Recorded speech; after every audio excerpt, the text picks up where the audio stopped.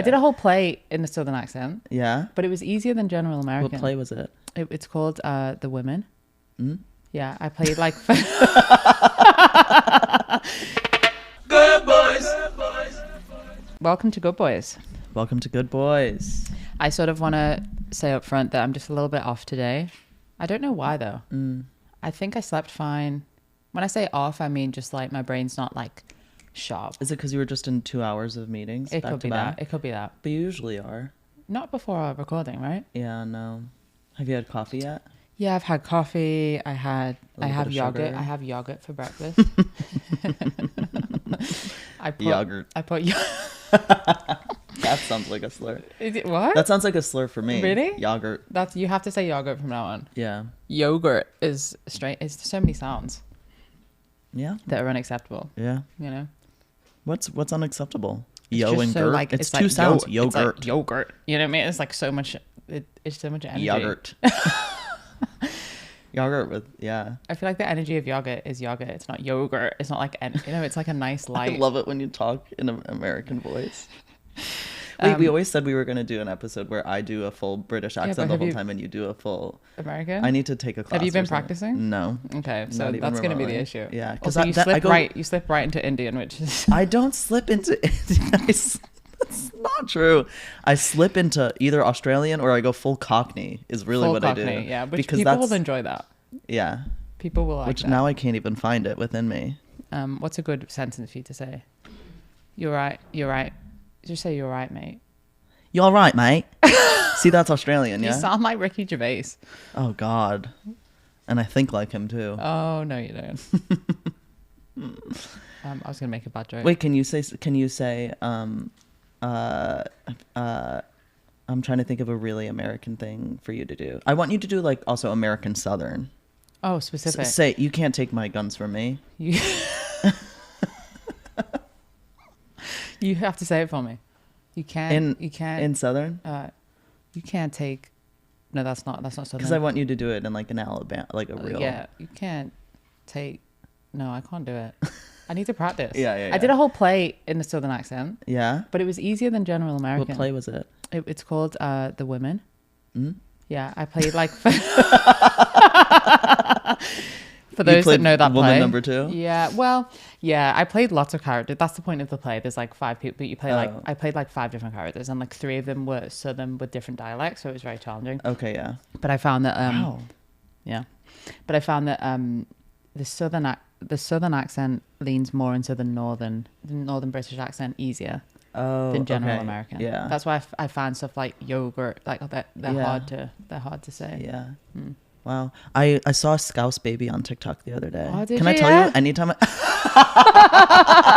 Was it fucking cute? Yes. I don't want to offend you when I say this. I'm so sad that you don't speak in your Scouse accent day to day because it's so fun and so cute. It is cute, but it's hard. I think my Scouse accent went. Now I'm thinking about it. It's coming out. Yeah. When I started work in London. Mm-hmm. You became like a proper city boy. Yeah, because and people in the UK all know this. I worked at PwC in London and went in with a proper Scouse accent, and the whole time everyone just made fun of me for weeks. That's so fucked up. So then I was like, well, and it's also hard as an account. I was an auditor, right, which is like a very serious profession. So it's hard to go in and be like, "You're right, you know, let's see your numbers." Do you know what I mean? I love it so much. There's something about you professional. You're like like the baby that I saw that was speaking in Scouse accent, or is it in Scouse? It's both. You elongate like I told you I wanted my bottle. Like it's like this long, elongated thing. Yeah, it's so fun. It's good.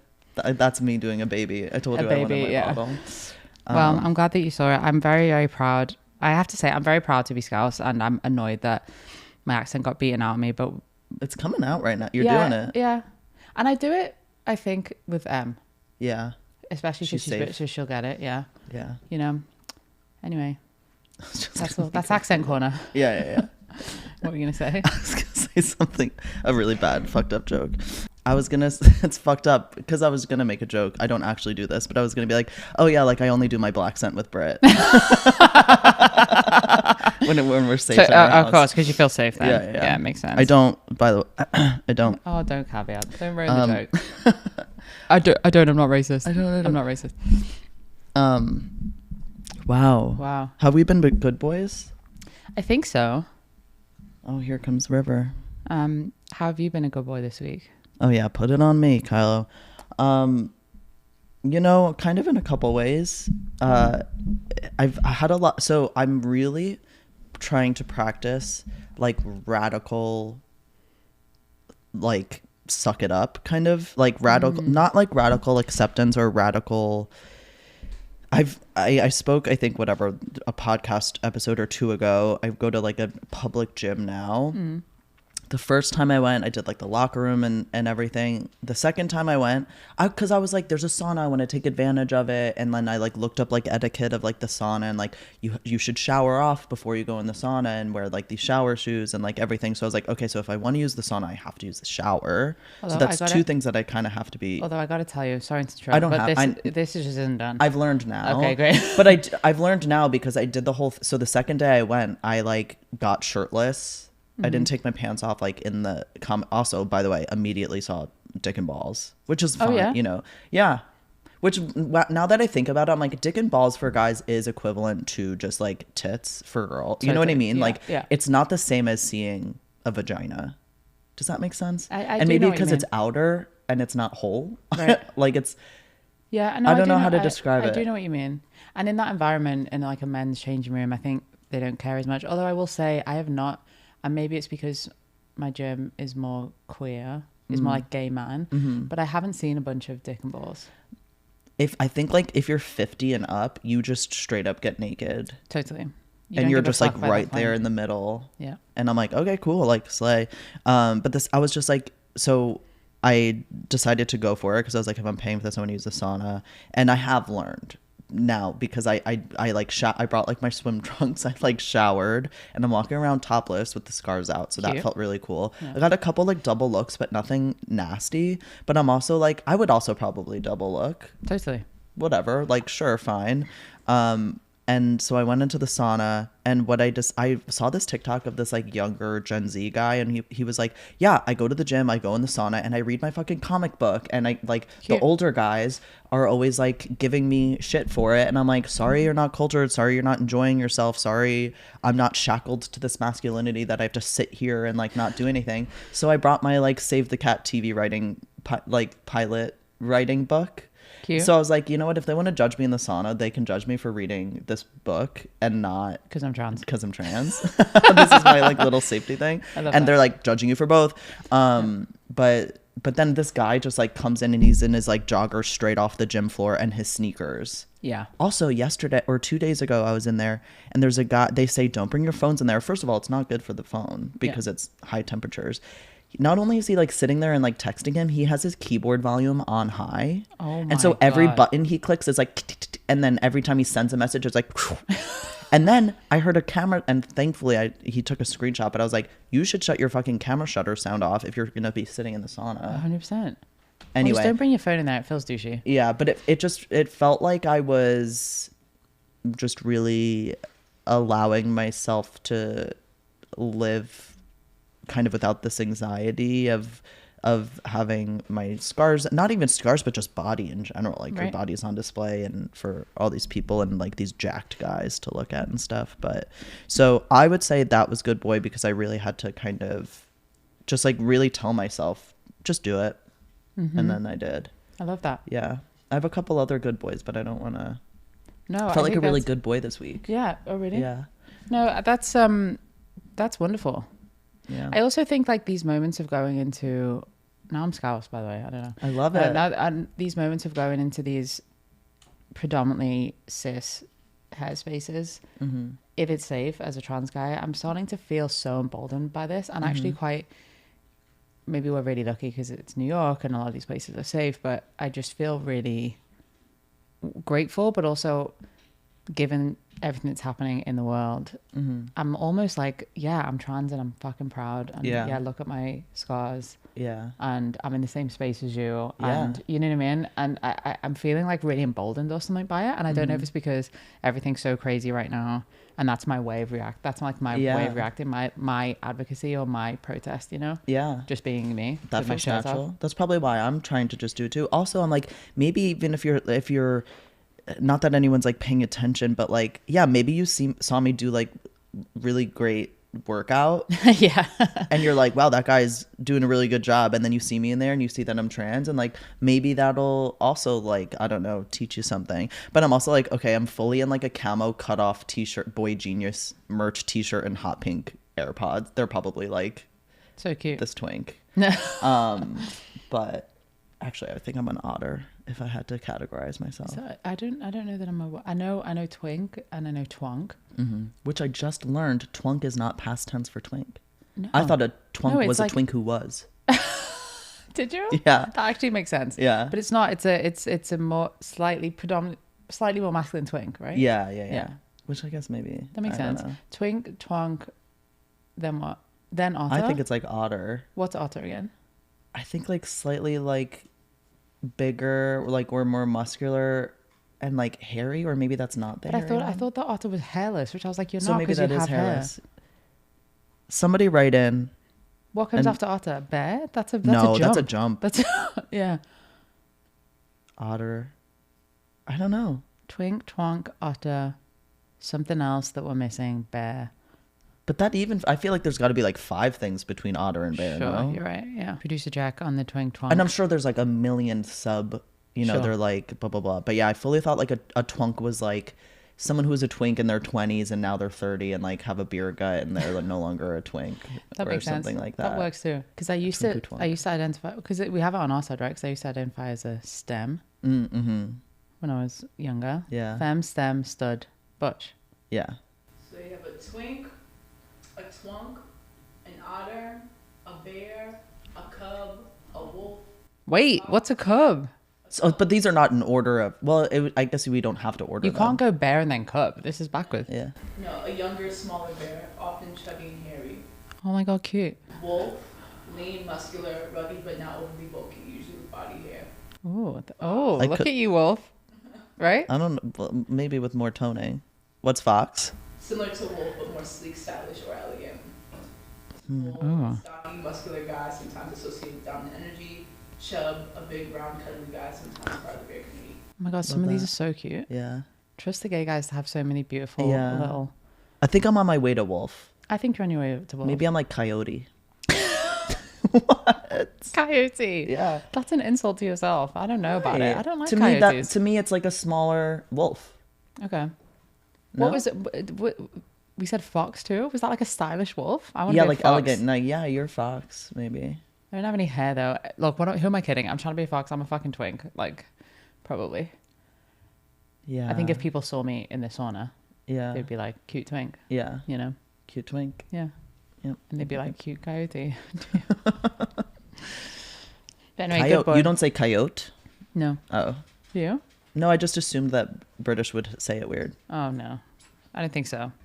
By the way, speaking of body hair, by the way, I was taking I told you I had this really long, thick black nipple hair that's been there since like immediately after surgery. That Right. was not there prior, before growing any kind of chest hair.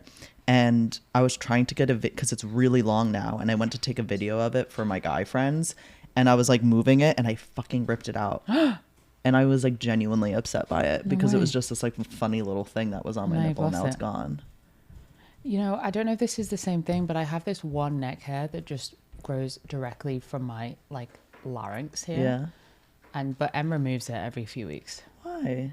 It's just it's just I have no imagine Yeah, and being it's me. just I have long. no other hair anywhere. I know, but there's something just so gaggy about it to me that I love. Sure, but I'm not trying to be that gaggy. You know, I you're know, a comedian. I'm trying to be yeah. like serious. I you know what know, I know you're hot and sexy, and I'm like the weird dunce in the yeah. No, I just mean like also on set. Then the makeup.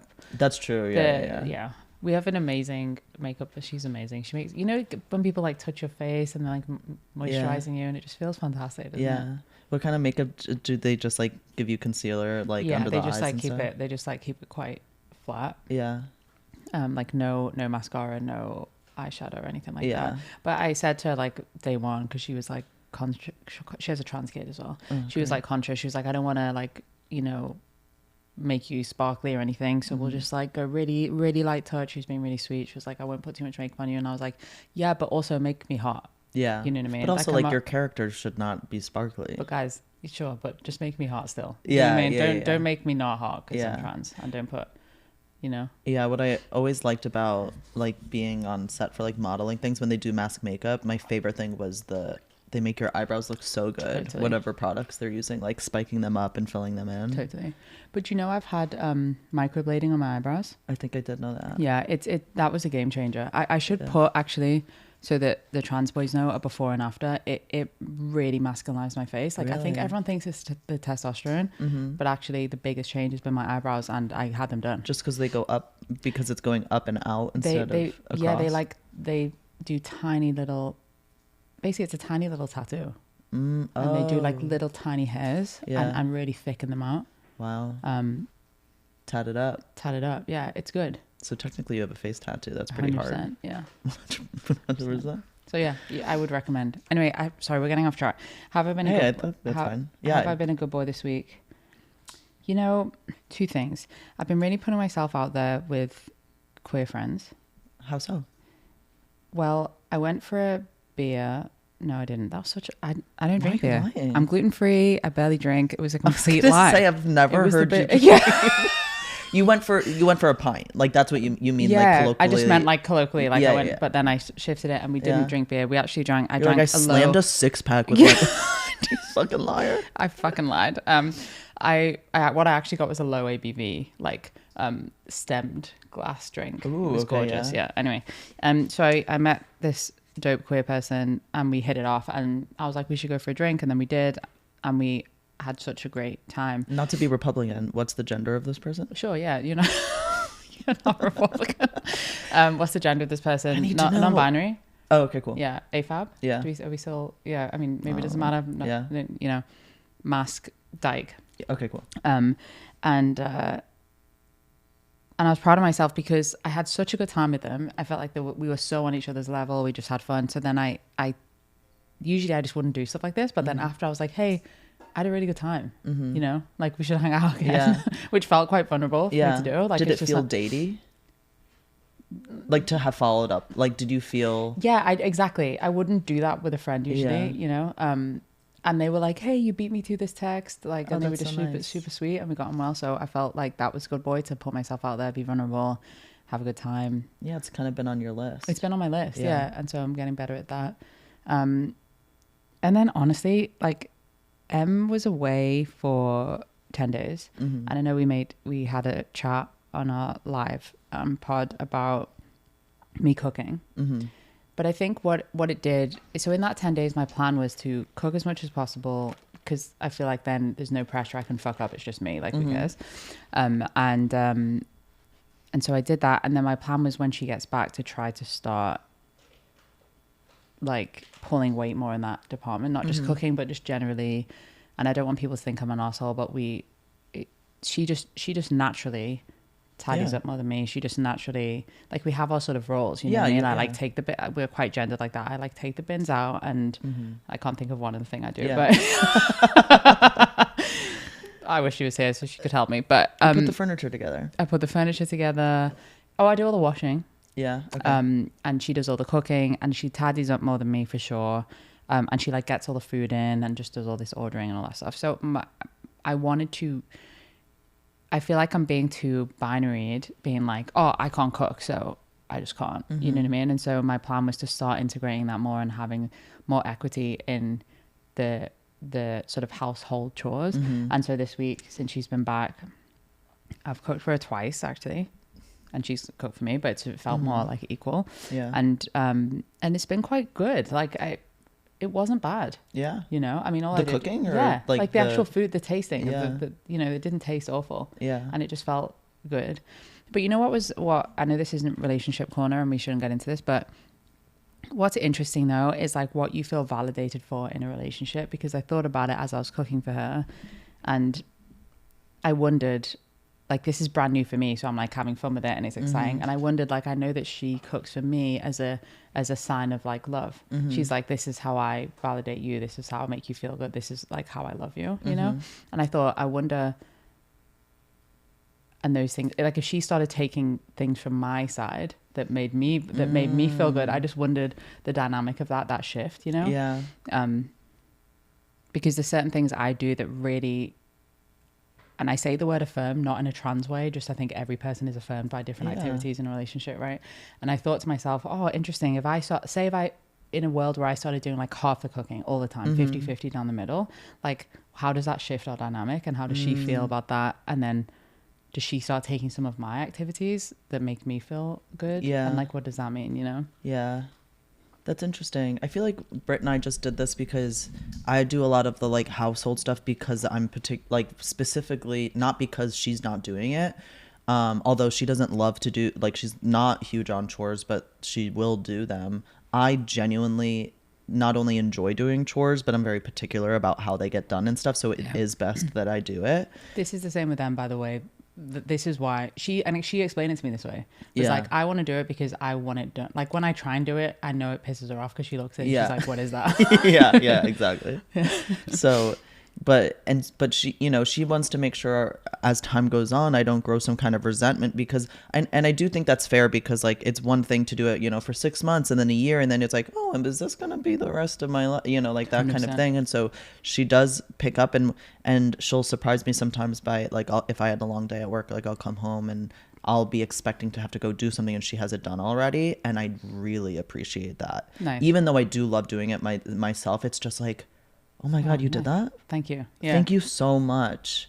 And then I'll like thank her like every hour because I'll just keep remembering that she did that for me. Totally. And so, yeah, I don't know, like if it's completely split 50-50, maybe that would change because you're right. Like I have some kind of satisfaction of doing it. Right. But man, it's a nice little treat when it's just like, that's taken care of. Now 100%. You can enjoy a TV show or something. And it's really nice. Exactly. Huh. Yeah. It's interesting. And I do think too that like, maybe cooking's different because I know, for example, if this is a hypothetical scenario, but I know if like a really beautiful femme woman was like, Kylo, like, don't worry about it, let me cook for you, I think Emma would be like, sorry, you know what I mean? Yeah, Whereas I don't think that's the same if someone said to Britt, let me tidy up this room for you. I think you just be like, nice one. Yeah. What are you saying? You know what I'm saying? No, I think I just blacked out for a second. Did you? Are you okay? Well, I was trying to follow. You're saying if like a different femme person. Yeah, like I think it's a thing that I mean, look, this I should only talk about my experience, so I don't know, but I think in that example, cooking for me is something that Em prides herself on as doing as a partner to like love me, and so therefore someone else cooking for me, got it. I think would I think she'd be like, hey. Yeah, that's like my thing that I do to love him, you know what I mean? Yeah. But whereas I don't think tidying up is the same. Yeah, no, but like, why would some other person be tidying up I think this is why I got tripped up because I was, wait, there's a third person We've gone so off piece there. We're now in a polyamorous relationship. There's other men tidying up Motti's room. I don't know. I think that's why I blacked out. This is all my fault. No, but I will say, I don't think any of these friends listen to this podcast, but if they do, it's even okay. You know, a couple months ago, we have a friend that likes to cook, and she was like, hey, our friend blah blah blah is going to come over to our apartment because we have the space to host, you know, 10 of our friends and cook. And I won't lie, I was like, in my kitchen? Yes. I know where my things go and how to clean the stovetop when you're done cooking. Like, that's my kitchen. Do you know that you and Em are similar? Yeah. Do you know that? We're similar in a lot of ways. In ways that like make me we're like siblings laughing. Because we also don't look dissimilar. It's super weird. Yeah. That's crazy. And we do have the same name. And you do have the same name. Birth name. That neither of us use, but yeah. That neither of you use, yeah. That's crazy. What is that about that? I think it's just like, I'm particular. Like I don't want to, you know, I know we're not supposed to like self-diagnose, and I know that OCD is not what we typically think of it as or what it's been normalized as, of like, I need things tidy, but like whatever that, if that's not OCD, whatever that is, I have. Like, okay. I'm so anal about specific things, and like how the dishes get like put away, and like how is he gonna know where this, I don't know, like, what if he uses the you know, like burn something down or like whatever. I'm a little micromanagey. Okay. Especially just like when it comes to my place, because I take such great care of our home in general and the kitchen in general. And you're proud of it. And Like, I'm proud of it, and it's I just don't want anything to go wrong in it. And like, yeah, should I be able to relinquish some of that control? It's a control thing. Okay. And I get it from my mom. Okay. And so, yeah, it's just like one of those things, and everything was fine, and it like went well, but I was like, but I'm supervising. Yeah, I feel Like you. I'm gonna I feel be you. kind of there and making sure, Yeah. you know, everything's treated with respect and stuff, and it was, so it was Listen, fine. we all have our things, you know. Yeah. Control's not my thing, but I have other stuff, Yeah, you know. which is interesting. That control's not my thing Yeah, because I'm a CEO. yeah, Yeah, I think so. I know. I think it is quite unique. No, I'm not controlling. I don't think I'm controlling. I'm jealous, which I only found out about recently. Mm-hmm. And I didn't know that, which when I said I didn't know that, Em burst out laughing and was like, Yeah. are you joking? Are you jealous outside of romantic and sexual? Like, are you jealous with friends and stuff, No, or like in like actor stuff? no. Like if somebody, do you have this thing? A lot of my actor friends have this thing, and maybe you don't want to talk about it in front of a mic, but do you have this? imagine. Do you have like the same person that is always at the same auditions as you? Yeah. Because they're like also like maybe 5 like of a us. light skinned androgynous, you know, masked Good luck person. to you. No, as if they're all just trans and binary people, but we all look Okay. completely different. And you're like me always and Bobby in the go same- for the same stuff. I'm Oh, sure they really? won't mind me. He won't mind me saying. Yeah. Which is insane to me because Yeah. people know Bobby Menowes. We are completely different. I mean, it's insane. Do you know Couldn't what I mean? be- When we go for the same stuff, I'm like, what? Yeah. It's just because the character has they them pronouns. Totally. It's like, but I'm that's just it. like, it's a joke. So me and Bobby go for the same stuff. And then people that are much bigger than me, so I never get it, like Asia K. Dillon and people like that. Yeah. It doesn't bother But me that's so also much. kind of cool, because I'd be like, okay, I'm going to out for Totally. the same things as this person who's got a really Totally. great CV. I also have this like very universal thing that I've always had, which is I think what helps me career wise and in jealousy in those moments is like, I really do think what is meant for me will occur. Oh, you're so grounded. And I just think that like, so when I don't get something, I'm like, that wasn't for me, and and that person's going to do a better job with it. Mm-hmm. And maybe if I would have booked that, it will stop me from booking this next thing, you know. Yeah. And it's happened before where I haven't got something, and then something else has come up, and so I don't know where I've got that, but I've got this innate like thing Yeah. that I trust the universe so much. Yeah. So I don't get that in that sense, and I don't get it with friends. But what's interesting is that people say I'm not controlling, but that I'm jealous in romantic relationships. But isn't jealousy just control? It isn't jealousy. It depends on how it manifests for you. But isn't it just like, because jealousy is like, that's mine, right? You shouldn't touch that. I do think, yes. I do think there's a more innocent version of jealousy that's kind of just like yes, I think at its most basic core, jealousy is about control, but I also think it's about, sometimes jealousy is founded. Like sometimes Sure. there's a reason for it, because someone doesn't, you know, is going out of their, you know, I had an ex that would poke fun at me because there's this much hotter trans man comedian than me. Shout out Nico Carney. And like, I had an ex that like knew that I would compare myself to him and be like, And yeah, you look still cute in that picture, but not as cute as Nico. Oh my God. And like, that would make me jealous, but not because I'm, That just sounds you know what I mean? though. Like that. Yeah. I mean, it was jokey, but yeah. Oh, hilarious. Like, it's mean. Yeah. Well, yeah. Yeah. You know, I like the mean. Yeah. Until Brit, it was all Mean Girls. But Yeah, that makes sense. you know, like those, I don't know. Like, I think that there's maybe 15% can be just like innocent jealousy because of just how we compare Yeah. ourselves to the people in the world. But jealousy in terms of like, yeah, trying to control your partner for sure. Totally. I mean, I don't try and control her. Yeah, but I if you don't like think you dig do. it down and dig it down, it's like, why am I jealous? I think when you scratch away at it, it gets to the place which is pretty vulnerable, which is like, there's just a fear that Yeah. you're going to lose them, I think. Yeah. I'm scared I'm going to lose her, you Yeah. know? Because I think that's when I take it to its ultimate conclusion, it's like, I'm not actually jealous of that person, but like the core fear is, what if she leaves me for them? Mm-hmm. You know? Yeah. I'll die. Yeah. Got to get better at cooking. By the way, I do just want to say, I don't think there's anything inherently wrong with having gendered Totally. tasks. I think that especially queer and trans people, obviously, because we have released ourselves from so many binaries in the world. There's this expectation that in your relationship, whether it's like your familial or I guess mostly in romantic, that you shouldn't have these gendered things. I think that's totally okay. Yeah. The same way, because we understand that we're outside of the binary. But just because you fall into these things, I don't think that that's inherently bad. Yeah, totally. And I just felt like saying that because I feel like a lot of the times people are like, oh my God, you're the mask one and you take the garbage out. What a way to fall into the patriarchy. And I'm like, relax. That's not what's happening. Totally. I agree with that. And I also want to shout out, I had 2 friends this week talk about how they feel, and it's no fault of their partners, but you know how we get, because I think this happens in queer relationships as well as straight, and we always assume it happens in straight, and we're like, queerness is so fluid and all this amazing stuff is happening. But I think, when like you're the mask one in the relationship, or you're the more masculine one, then it's harder to find moments of femininity, and it's harder to like say if you felt, I mean, maybe this is extreme for you and I, but what if like you just felt like wearing a skirt, and not for a joke, but just like you were like, actually, I just miss it and I just want to wear it, right? Yeah.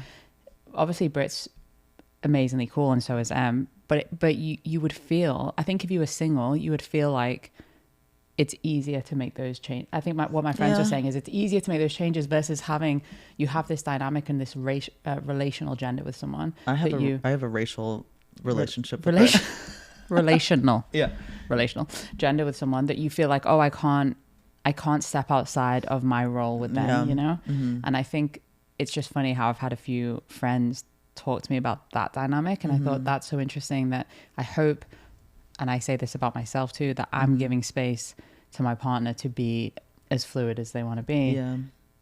And she doesn't think, oh, I can't be like super mass today because it's going to shake Kylo's like gender, and vice versa. You know what I mean? Yeah, it's funny you say that. I think that like Brit likes it when I kind of, and sorry, I guess I'll speak in generalized terms here.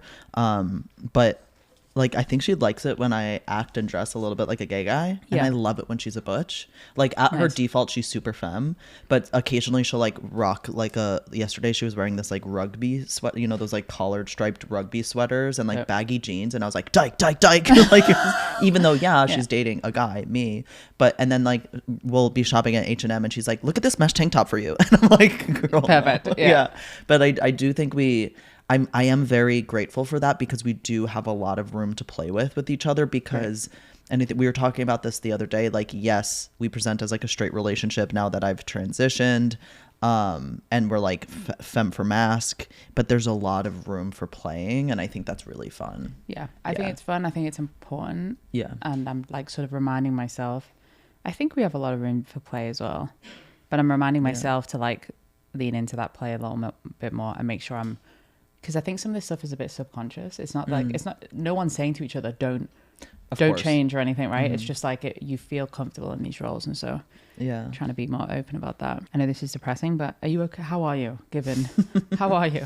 And how is our community given the terrible, I feel like we should call out that the political environment and everything that is going on is incredibly, I don't even know the right word. I was going to say depressing, but it's also terrifying. It's also, it's been devastating, some of the events. So how, and I don't want to lean into the sadness of it too much, but how are you dealing with it? What are you doing to cope? Like, how are you? If I can speak very transparently. Yes, you can. And radically. Yes. And I don't want to incite any kind of. Are you going to say the F word again? No. I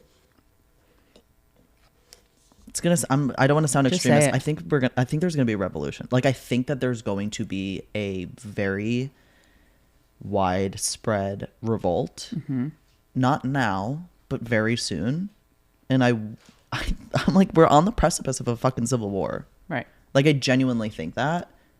And I think it's gonna start in like really small communities and grow. But like I think it's going to happen because there's no other option under fascism, right? And that's what we're under now. And I find everything really, really depressing and scary. And then I am reminded of like all my fucking friends are trans and like we're just out here and we're trying to do comedy and like be funny and like whatever, and like that really grounds me in a lot of it. So I'm definitely coping by like being in those like micro communities with my friends, and doing things like walking around the men's locker room, you know, on the Upper East Side with my, you know, chest out and stuff like that. But you know, it's sad. I just, you know, we're going to Portugal in April and I got my passport back after paying $200 and it says female on it. Fuck no. Finally, Yeah. Hunter Schafer and I have something in common. I'm sorry. Shout out Girly Shout- Pop. yeah. But, and so here's the thing with the passports. Does the gender marker on the passport actually mean that much? Like, is TSA checking your gender? No. They're checking to make sure that the name, one, it's a valid passport, and they're checking to make sure the name matches the name on the boarding pass. So as much as it really sucked to like open up that envelope and like open it and see that it says, by the way, I got it back on Valentine's Day, and last Valentine's Day is when I got doxxed by Libs of TikTok. Great. And I'm So like, this is great, a good- 2 fucking Yeah. Valentine's days in a row. And so anyway, it's as much as that hurt to see, it's the overarching thing above it that's scarier, which is that he has changed federal law Right. and that people are complying with the executive orders far before they need to. And so that's what's scary to me, is that like he's having this power that he's not supposed to have yet. And I'm like, it's the first fucking month. I know. Fucking relax, There's going to be dude. so much worse. Like it's going to be a lot worse. They're taking. I know you said that the passport, that the actual gender doesn't matter, as in like, and I get that you can still travel and things like that, but aren't we worried about, or at least I would say I'm worried about people getting outed? Oh, of course. in yeah. those moments, you know, and I guess depending I just on what, mean in the technical transactional sense, Sure. but yes, I'm going to go to the airport in April. and someone's going to open your passport and be like, this person's trans. Yeah, You know, and I just think exactly. that across, you know, I don't know where you're traveling, but all these different places that you're traveling, it can be super fucking Yeah. dangerous, Yeah. you know? So that's scary. I was able to get because my flight was booked in my dead name, and thank God, under 20 minutes, Chase was able to change it with the airline for Oh, Portugal. great. So that was Shout cool. out Chase. Can we shout out Chase? That's good. Yeah, and they're also like didn't roll back like their DEI. Yeah, and also, but on the other side of the coin, I tried to change my Chase were like, don't even worry, you can have a chosen name on your credit card. And I was like, dope. And they were like, just fill out this Oh, because form. you don't have the legal I documents. don't have it, you know. Yeah. And they were like, we'll change it for you. And I filled out this form. They got rid of my credit card. They sent me a new credit card. I opened it up. Dead name. Oh, what the fuck? I know. I was like, come on, guys. Did you call them? No, not yet. I'm not good at admin. You know, Yeah. it's hard. I have other. But here's the thing. What? Em's also not great at admin, is she? So the two of you? Why do you think she's not good? I've just seen her handle her mail. Oh, our personal admin. Yeah, Oh, yeah, yeah. exactly. So, No, not work. yeah, or I was gonna say she's very good at admin. We're both bad at personal admin. Yeah. Yeah. I mean, I still need a chief of staff. This is a bad place to ask for it, but I need a chief of staff. So if anyone knows anybody that is an amazing or wants to do that job, I don't know. It's an exciting job. I don't think anyone listening to this podcast knows what a chief of staff does. So you might need to list out some responsibilities. Okay, we'll come back to it. This isn't recruitment time on Yeah. But I mean it's appropriate giving trans people jobs. Yeah, so I think it's really scary. And it's given me more.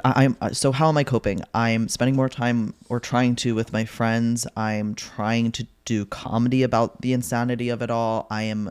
Was already on my fitness journey, but I want to get strong because when the revolution does happen, I want to fucking fight. Right. Like I do. And like, yeah, people were joking, like, learn how to shoot a gun. And I'm like, I'm never going to own a gun, but maybe I should learn how to shoot one in case I take one away from a bad guy. You know, Yeah. I don't know. And I don't mean this to radicalize our young listeners or anything, but it's just like, I want to be as prepared. Britt and I, we got go bags and they're in the front hall closet, and we have Wow. like, and it has everything and that's more for like apocalypse, like, you know, if the grid goes down and stuff, but still, like, we got those as soon as he was elected. Wow. Before inauguration, we ordered them. And it has like water, you know, water purifiers and like all these like survival things. Oh my god. Because we just want to be, you know, you never know, we want to be ready. Also, I don't know if another country is also gonna I mean, Like, 100%. people are talking about like a war with Canada. I know. Right now. Like, Which is crazy. Canadians are aware that a war might happen between us, but like Americans are not. I only know this because of TikTok. It's insane. Because Trump is like I mean, Trump's attacking threatening them to for no take reason. Yeah. Canada. So I don't know. I just want to be ready for everything. Wow. Okay. You weren't expecting me to say. No, say I I'm ready to go to war. Yeah, I wasn't I am, quite but I expecting am. that, but like I appreciate it. Yeah. I have this thing where like I've struggled in this time because I am an inherent optimist. Mm-hmm. You know, and I think I'm an inherent optimist. I believe every human at their core is kind. Mm-hmm.